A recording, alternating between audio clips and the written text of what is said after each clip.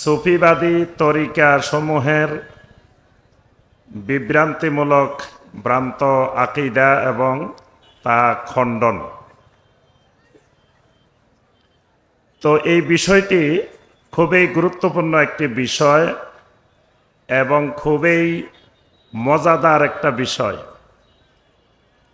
এই বিষয়টি সম্পর্কে বিশেষ করে আমাদের এই ভারতীয় উপমহাদেশের মুসলিম যদি এই বিষয়টি সম্পর্কে ভালোভাবে অবগত না থাকে, তাহলে তিনি এই ভারতীয় উপমহাদেশের ইসলামের নামে, দ্বীনের নামে, তারপরে বুজুর্গির নামে, আউলিয়ার নামে, পীর মুর্শিদের নামে কত যে বিভ্রান্তি, কত যে শিরকি এবং কুফরি বাতিল আকীদা পোষণ করা হয়, এটি আমাদের স্বাভাবিকভাবে বুঝে আসবে না। অনেকেই আমরা মনে করি যে উনি একজন বড় আলেম, এত বড় একজন আলেম, উনি কি বুঝেন না? এই বিষয়ের মূল কারণ হলো যে তিনি যত বড় আলেমই হন না কেন, তিনি সুফিবাদী আকীদায় বিশ্বাসী। এজন্য সুফিবাদী আকীদায় বিশ্বাসী হওয়ার কারণে তার কোরআনে কারিম বুঝার পদ্ধতি ভিন্ন, হাদিস বুঝার পদ্ধতি ভিন্ন, দ্বীনকে বুঝার তার পদ্ধতি ভিন্ন। এই কারণে দেখা যায় কোরআনে কারিমের একটি আয়াত বলার পরে, একটি হাদিস বলার পরে তিনি সেটার ব্যাখ্যা পেশ করে থাকেন ভিন্ন দৃষ্টিতে, ভিন্ন আঙ্গিকে। অথচ আমরা কোরআনে কারিমের তাফসিরে দেখি আয়াতটার ব্যাখ্যা একরকম, কিন্তু তাদের ব্যাখ্যা হয় ভিন্ন রকম। হাদিসটা দেখি আমরা একরকম, কিন্তু তাদের ব্যাখ্যা হয়ে থাকে ভিন্ন রকম। এর মূল কারণ তারা যে আকীদায় বিশ্বাস করে, এই আকীদায় কোরআন হাদিসের স্বাভাবিক অর্থের বাহিরে আরেকটা অর্থ আছে। কিছু অংশ জাহেরি, কিছু অংশ বাতেনি। তা আমরা যেটা দেখি তাদের দৃষ্টিতে এটা জাহেরি, আর তারা যেটা বুঝছে এটা তাদের দৃষ্টিতে বাতেনি। বাতেনি তাফসির, বাতেনি এলেম, এরকম এলমে লাদুন্নি, কাশফ, কারামত, এই বিভিন্ন মাধ্যমে তারা ওই আয়াতটার, ওই হাদিসটার অর্থটা তারা এইভাবে বুঝেছে। অর্থাৎ তাদের বুঝার যেই মূলনীতি, আকীদা বুঝার, কোরআন বুঝার, দ্বীন বুঝার যে মূলনীতি, ওই মূলনীতির মধ্যেই মূলত গলত। এই কারণে একই কোরআনে কারিমের তাফসির, একই হাদিস দেখা যায় আমরাও সহিহ আল বুখারী, সহিহ মুসলিম, তারপরে জামিআত তিরমিজি, সুনানে আবু দাউদ, এই সকল হাদিসের কিতাবেই পড়ি, তারাও এই সকল হাদিসের কিতাবেই পড়ে, কিন্তু তারা বুঝে একরকম, আমরা বুঝি আরেক রকম। এই বুঝের পার্থক্যের মূল কারণটাই হলো তাদের আকীদার গলত। তা আজকে আমাদের যে আলোচনার বিষয়, এই বিষয়টা জানা আমাদের খুবই জরুরি এবং গুরুত্বপূর্ণ বিষয়। তবে বিষয়টা অনেক ব্যাপক বিষয়, কারণ সুফিবাদী তরিকা তো একটা দুটা না। সুফিবাদী তরিকা বাংলাদেশেই আছে 126টা। বাংলাদেশে কয়টা? 126টা শুধু বাংলাদেশে আছে। এর বাহিরে ইন্ডিয়াতে আছে, পাকিস্তানে আছে, তারপরে তুরস্কে আছে, তারপরে পৃথিবীর আরো বিভিন্ন, আফ্রিকাতে আরো অনেকগুলো তরিকা আছে। সবগুলা তরিকা একত্রিত করলে প্রায় 1000-এর কাছাকাছি তরিকা আছে। তো 1000 যদি তরিকা হয়, প্রত্যেকের আবার আলাদা আলাদা আকীদা আছে, এক এক তরিকার এক এক ধরনের আকীদা। তাহলে এই সবগুলো আকীদাকে একত্রিত করলে এরকম শত শত, হাজার হাজার তাদের বিভ্রান্তিমূলক বাতিল আকীদা আছে। এই কারণে এই সব আকীদা আলোচনা করতে গেলে আমাদের 1 বছর সময় লাগবে। আমরা শুধুমাত্র এমন কিছু আকীদা আছে সুফিবাদী তরিকা সমূহের, যে আকীদাগুলো একেবারে কমন, মানে সকল সুফিবাদী তরিকার মধ্যে এই আকীদাগুলো আছেই। এই ধরনের কিছু আকীদা আমরা সংক্ষেপে অল্প সময়ে আলোচনা করার চেষ্টা করব ইনশাআল্লাহ। প্রথমে আসি আমরা সুফিবাদী, আমরা বলছি সুফিবাদী তরিকা। সুফিবাদটা কি? সুফিবাদটার বিভিন্ন আহলুল এলেমেরা বিভিন্নভাবে সংজ্ঞা দিয়েছেন। তো সুফিবাদী তরিকা বলতে যেটি বোঝানো হয়, সুফিবাদ বলতে যে মতবাদ বোঝানো হয়, এটি হলো এমন একটি তরিকা, এমন একটি পদ্ধতি যেটার উদ্দেশ্য আত-তাকাররুব ইলাল্লাহ, যেটার উদ্দেশ্য আল্লাহকে পাওয়া। উদ্দেশ্য খারাপ না, উদ্দেশ্য হলো আল্লাহ রাব্বুল আলামিনকে সহজে পাওয়া। এই আল্লাহকে পাওয়ার উদ্দেশ্যে বিভিন্ন দিক থেকে বিভিন্ন ইবাদতকে একত্রিত করে নিজেদের মন গড়া কিছু পদ্ধতি মিশ্রিত করে একটা রাস্তা, একটা সিলেবাস, একটা তরিকা বানানো। এই তরিকাটাকে বলা হয় সুফিবাদী তরিকা। অর্থাৎ তাদের যুক্তি হলো যে নবী সাল্লাল্লাহু আলাইহি ওয়াসাল্লাম যেই তরিকা দেখাই গেছেন, এই তরিকাটা, এই সিলেবাসটা অনেক বিশাল। তো এত বড় সিলেবাস অনুসরণ করে পরীক্ষায় পাশ করা সম্ভব না। কয়টা পড়বো? এত এত প্রশ্ন, এত সিলেবাস, এত বিশাল সিলেবাস, নবী সাল্লাল্লাহু আলাইহি সাল্লামের সিলেবাস। তো এত কঠিন, এত লম্বা দীর্ঘ সিলেবাস পড়ে পরীক্ষায় পাশ করা কঠিন। এই কারণে একবারে শর্টকাট ছোট্ট একটা তরিকা, ছোট্ট একটা পদ্ধতি, যেই শর্টকাট পদ্ধতি অনুসরণ করলে আল্লাহ রাব্বুল আলামিনের মুকাররাবিন হওয়া যাবে, নৈকট্যপ্রাপ্ত হওয়া যাবে। এই কারণে তারা একটা তরিকা বা একটা শর্টকাট সিলেবাস বানায়। দেখবেন আমাদের বাংলাদেশে বেদে মারেফত একটা বই আছে, কেউ পড়ছেন কোনোদিন? বেদে মারেফত। এই বেদে মারেফতের মধ্যে লেখা আছে যে বাংলাদেশে 126টি তরিকা আছে, তন্মধ্যে সবচাইতে শর্টকাট তরিকা হইল চিশতিয়া সাবেরিয়া তরিকা। অর্থাৎ চিশতিয়া সাবেরিয়ার তরিকা অনুসরণ করলে একেবারে শর্টকাট, সহজেই আল্লাহকে পাওয়া যায়। তাহলে এই যত তরিকা বানানো হয়েছে সুফিবাদী তরিকা, উদ্দেশ্য একটা, তাকাররুব ইলাল্লাহ। আর দেখবেন মুশরিকদের মূর্তি পূজার, শিরিকের মূল উদ্দেশ্যটাই ছিল আত-তাকাররুব ইলাল্লাহ। এজন্য সূরা জুমারের 2 এবং 3 নম্বর আয়াতে আল্লাহ রাব্বুল আলামিন মুশরিকদের শিরিকের উদ্দেশ্য কি, শিরিক কেন করত, এটার বর্ণনা দিতে গিয়ে আল্লাহ রাব্বুল আলামিন বলছেন, ওয়াল্লাযীনা ইত্তাখাযু মিন দুনিহি আউলিয়া মা না'বুদুহুম ইল্লা লিয়ুকাররিবুনা ইলাল্লাহি যুলফা। মুশরিকদেরকে যখন জিজ্ঞাসা করা হলো তোমরা এই সমস্ত বাতিল মাবুদের ইবাদত করো কেন, তখন তারা বলছে মা না'বুদুহুম ইল্লা লিয়ুকাররিবুনা ইলাল্লাহি যুলফা। অর্থাৎ আল্লাহ রাব্বুল আলামিনের মুকাররাবিন হওয়ার জন্য, আল্লাহ সুবহানাহু ওয়া তাআলার নৈকট্যপ্রাপ্ত হওয়ার জন্যই আমরা মূলত এদের ইবাদত করি। অর্থাৎ পৃথিবীতে যত শিরকের সূচনা হয়েছে, যত বেদাতের সূচনা হয়েছে, উদ্দেশ্য হলো সহজ পদ্ধতিতে আল্লাহকে পাওয়া। ঠিক এই সুফিবাদী তরিকা সমূহ এগুলো বানানোর পিছনে মূল উদ্দেশ্য সহজভাবে আল্লাহকে পাওয়া।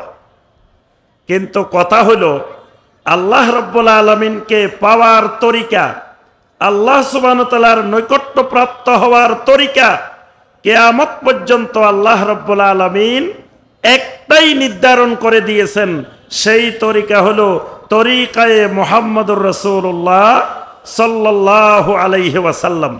এর বাহিরে কিয়ামত পর্যন্ত আর কাউকে কোন সিলেবাস কারিকুলাম আল্লাহকে সহজভাবে পাওয়ার সিস্টেম তরিকা বানানোর অধিকার আল্লাহ রাব্বুল আলামিন আর কাউকে দেন নাই।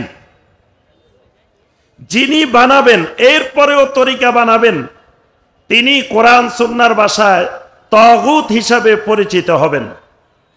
মানে তিনি নিজে নিজে ইবাদত বানাবেন, ইবাদতের পদ্ধতি বানাবেন, এরপরে মানুষদেরকে ওই ইবাদতের দিকে আহ্বান করবেন আর বলবেন যে আমি এমন এক সিলেবাস, এমন এক কারিকুলাম বানাই দিছি যে তোমরা শর্টকাট আল্লাহকে পাই যাবা।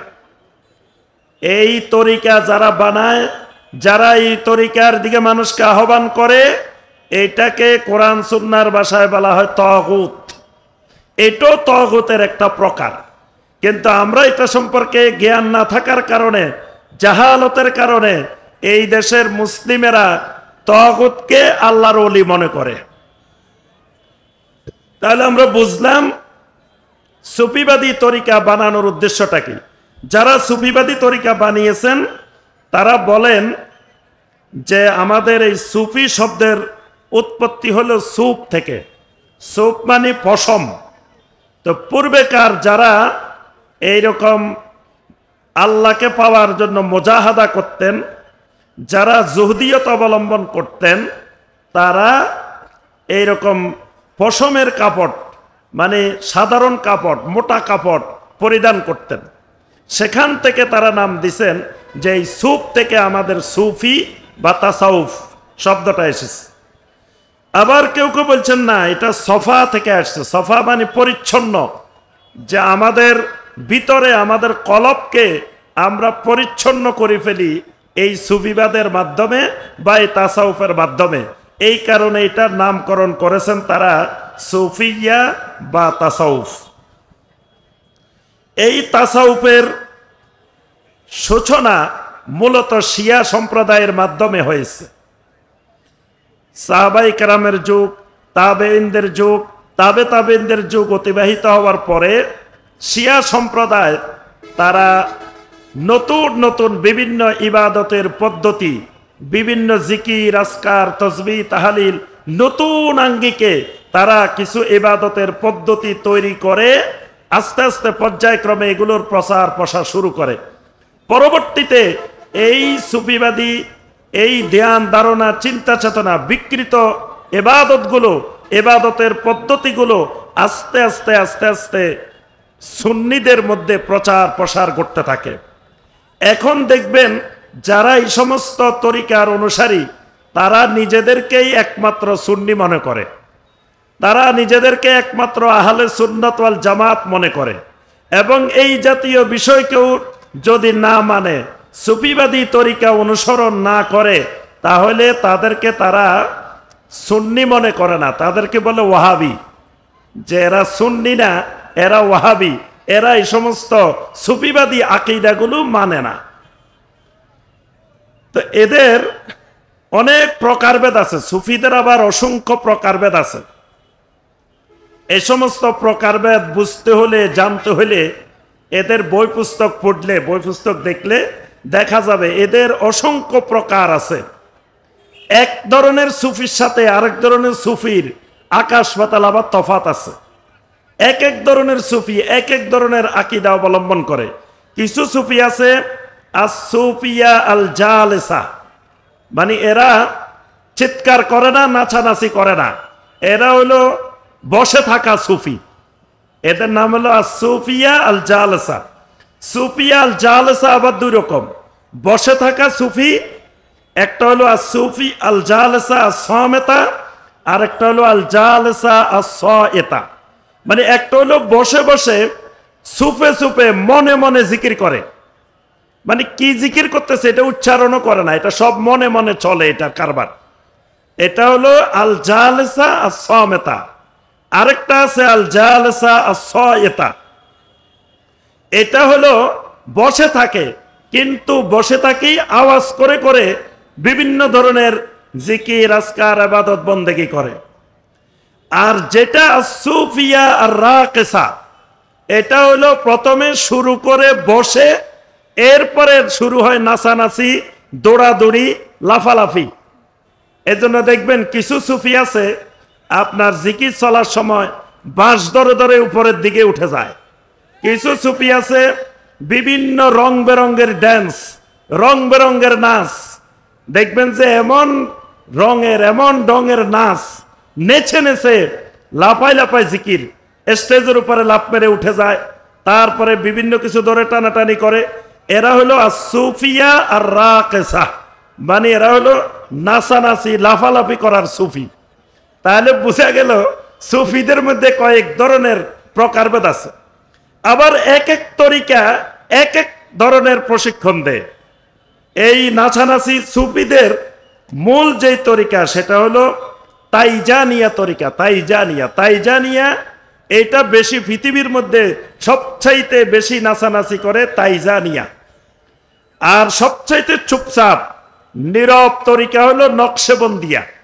নকশবন্দিয়া হলো বেশি নাচানাচি লাফালাফি দৌড়াদৌড়ি করা যাবে না, চুপচাপ বসে ওই সবকগুলা ওই তরিকার অনুসরণ করতে হবে। তো যাই হোক, আমরা এই প্রকারভেদ ইতিহাস ওইটা আমাদের মূল উদ্দেশ্য না। মূল আলোচনা যেটা, সেটা হলো এই সুফিবাদী তরিকা সমূহের আকীদা। তো কয়েকটা গুরুত্বপূর্ণ আকীদা আমরা অল্প সময়ে আলোচনা করব। এক নম্বরে যেটা, সেটা হলো ওয়াহদাতুল উজুদ। এটা তাদের একটা সকল সুফিদের কমন আকীদা, ওয়াহদাতুল উজুদ। ওয়াহদাতুল উজুদ মানে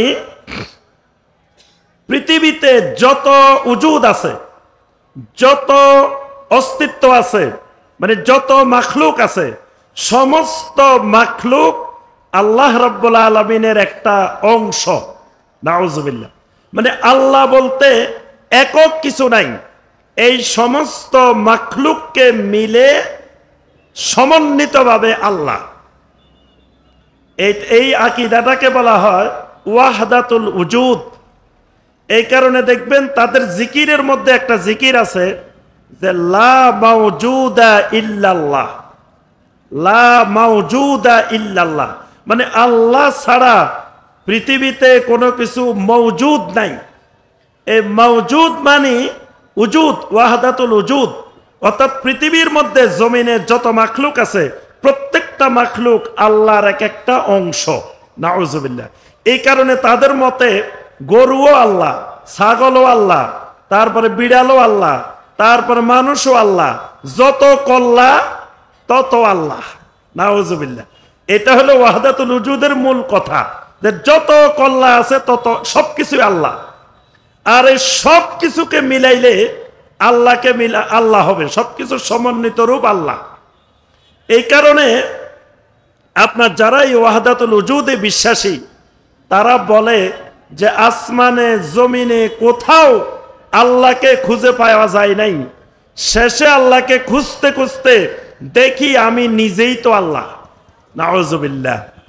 এই কথা হলো আবু ইয়াজিদ আল বাস্তামের কথা, যে আমি আল্লাহকে খুঁজতে খুঁজতে খুঁজতে খুঁজতে কোথাও আল্লাহকে পাই না, শেষ পর্যন্ত দেখি আমি নিজেই আল্লাহ।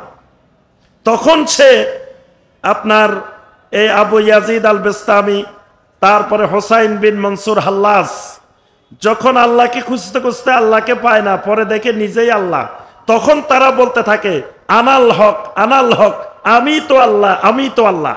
নাউজুবিল্লাহ।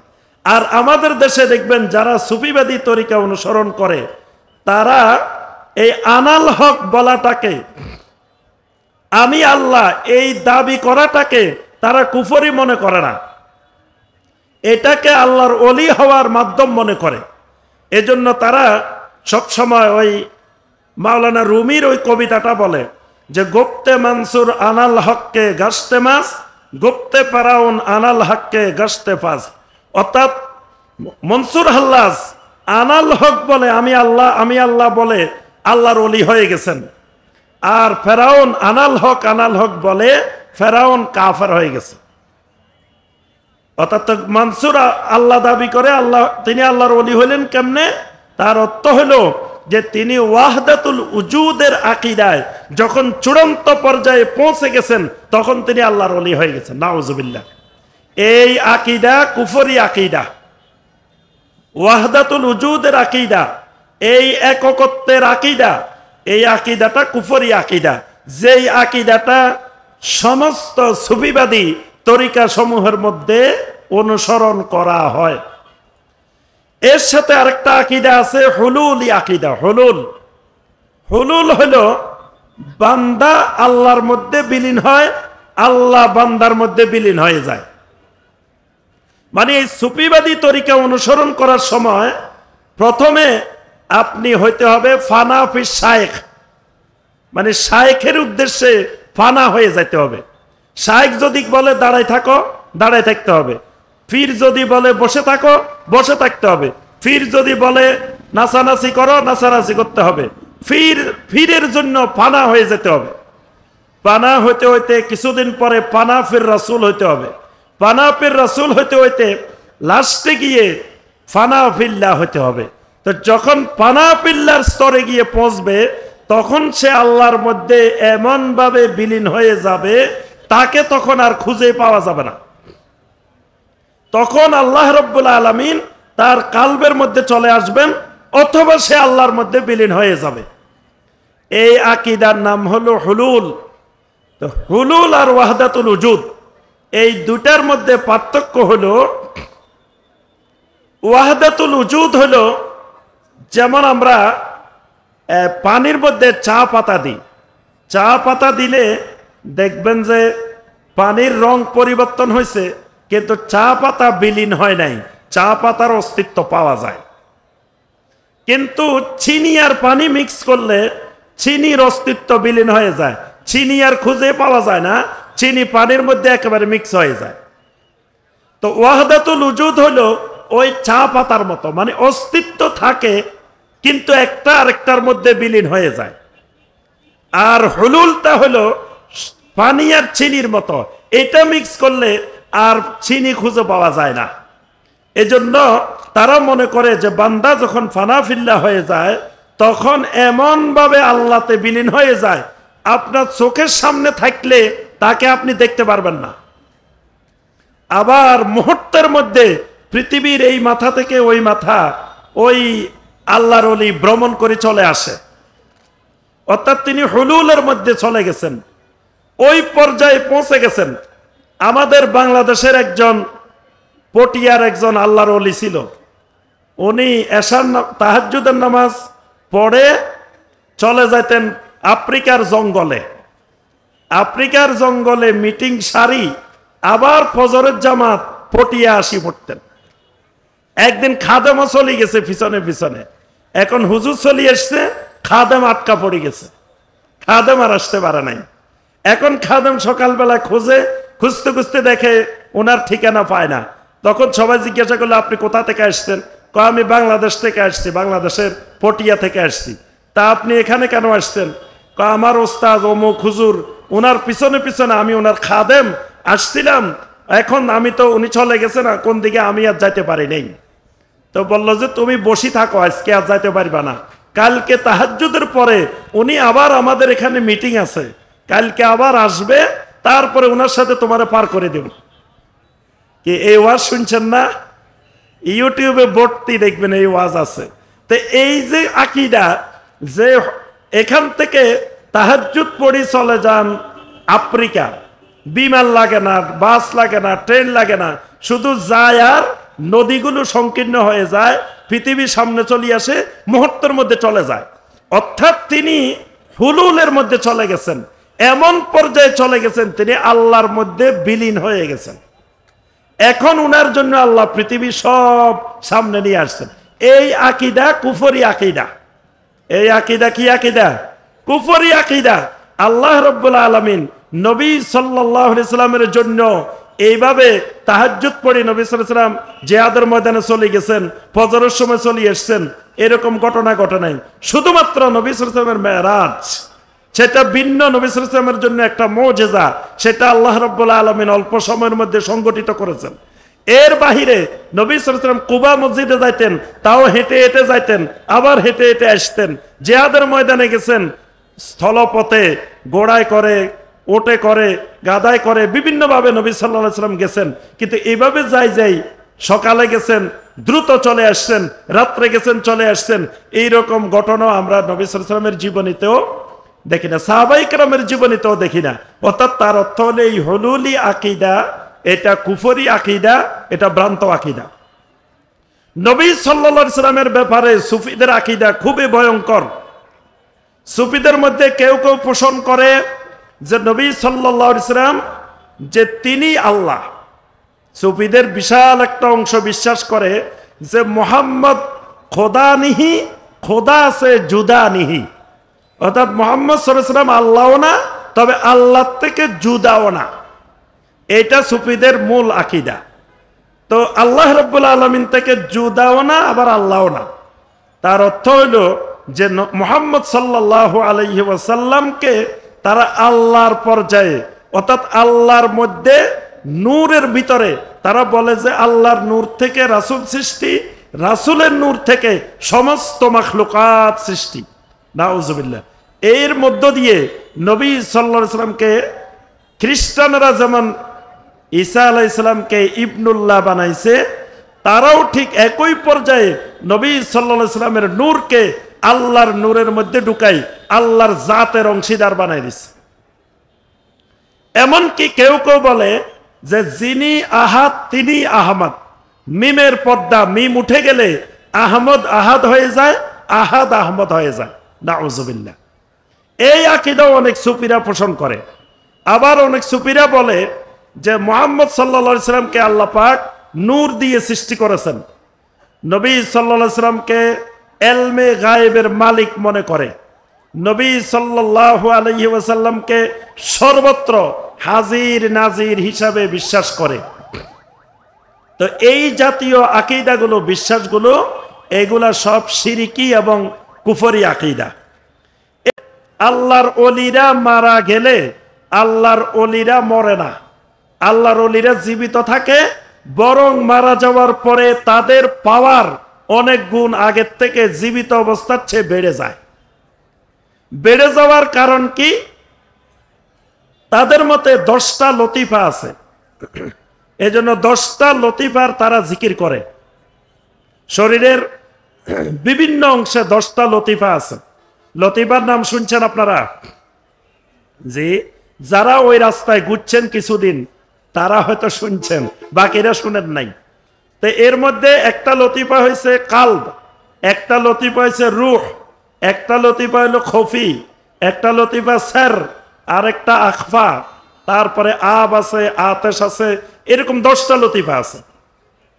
এখন 10 নম্বর লতিফা যেটা, এটা হলো নফস, মানে এই খাঁচা, আমাদের শরীরের যে খাঁচাটা, এটা হলো 10 নম্বর লতিফা। তো 10 নম্বর লতিফা মানুষ মারা গেলে এটা ধ্বংস হয়ে যায়, খাঁচাটা ভেঙে যায়, খাঁচাটা মাটিতে নষ্ট হয়ে যায়। নষ্ট হয়ে যাওয়ার পরে এবার ভিতরের যেই 9টার লতিফা, এগুলো উন্মুক্ত হয়ে গেছে। এবার খাঁচার ভিতর অসীন পাখি কেমনে আসে যায়, মানে খাঁচা থেকে এবার মুক্ত হয়ে গেছে। এগুলা মুক্ত হওয়ার পরে এবার তার পাওয়ার জীবিত অবস্থার চাইতে মারা যাওয়ার পরে বাড়া গেছে। এজন্য দেখবেন এই একবারে নতুন লেটেস্ট খবর ফেসবুকে, ইন্টারনেটে দেখবেন, চট্টগ্রামে একজন বাবার কবরের পাশে পরীক্ষার্থীদেরকে নিয়ে গেছে, এসএসসি পরীক্ষার্থীদেরকে, যাই বলতেছে, ও বাজান, ও কেবলা কাবা, তোমার কাছে দরখাস্ত নিয়ে আসছে এই ছেলেরা, এসএসসি পরীক্ষার্থী, এরা তোমার কাছে দরখাস্ত আনছে কিসের জন্য? ইমতিহান মে কামিয়াবি, এদেরকে একটু ভুল ত্রুটি মার্জনা করি, এদেরকে পরীক্ষায় কামিয়াবি করে দিও। নাউজুবিল্লাহ। এটা শুনেন নাই?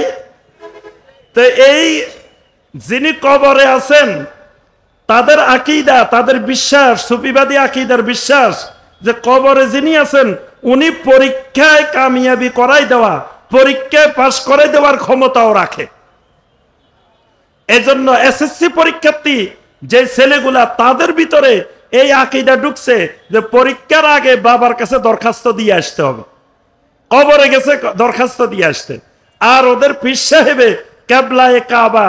হুজুর বাজানকে বলতেছে, বাজান যে এদেরকে একটু পরীক্ষা কামিয়াবি করে দিয়েন, ভুল ত্রুটি মার্জনা করিয়েন। তা এদের ভুল ত্রুটি কি? ভুল ত্রুটি বাবা কিসের মার্জনা করব? মার্জনা করার মালিক কে? একমাত্র আল্লাহ রাব্বুল আলামিন। আর বাবার কাছে মাপ চাইতেছে, বাবার কাছে পরীক্ষায় কামিয়াবি চাইতেছে।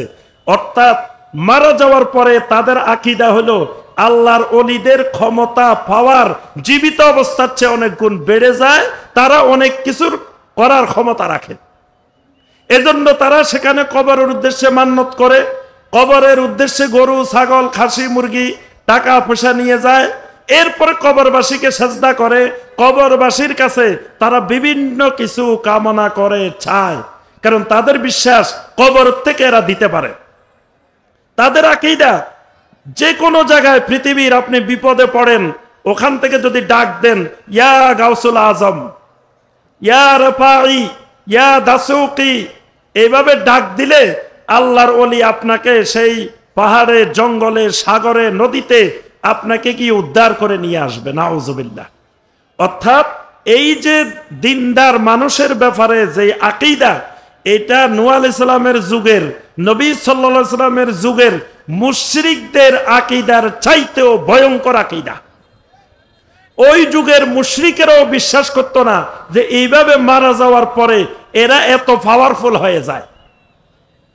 আচ্ছা, এরপরে এদের একটি গুরুত্বপূর্ণ আকীদা হলো আল্লাহর পৃথিবী পরিচালনায় আল্লাহ এককভাবে পরিচালনা করেন না।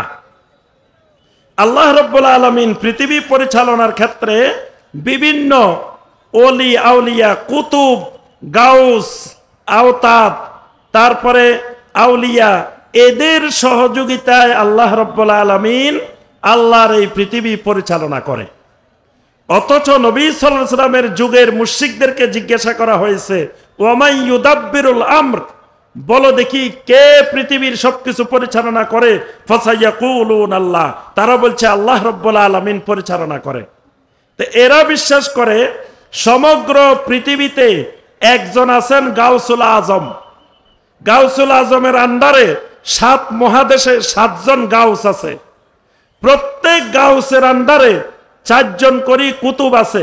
প্রত্যেক কুতুবের আন্ডারে 40 জন করে আওতাদ আছে, আবদাল আছে। অর্থাৎ এইভাবে আল্লাহ রাব্বুল আলামিনের প্রশাসন আল্লাহ সাজা রেখেছেন। এই বিশ্বাসটাও শিরকি বিশ্বাস, এই আকীদাটাও শিরকি আকীদা। আল্লাহ রাব্বুল আলামিন আল্লাহর এই পৃথিবী পরিচালনার ক্ষেত্রে কাউকে এই ধরনের অংশীদারিত্ব আল্লাহ বানান নাই। কোন কুতুব, কোন গাউস, কোন আওতাদ, এদেরকে দিয়ে আল্লাহ রাব্বুল আলামিন আল্লাহর পৃথিবী পরিচালনা করেন না। এদের আকীদা, প্রথমে যেটা বলছি যে কোরআনে কারীম এবং হাদিস বুঝতে হলে শুধু বাহ্যিক জাহেরি ইলম দিয়ে বোঝা যাবে না। জাহেরি ইলম দিয়ে বোঝা যায় না।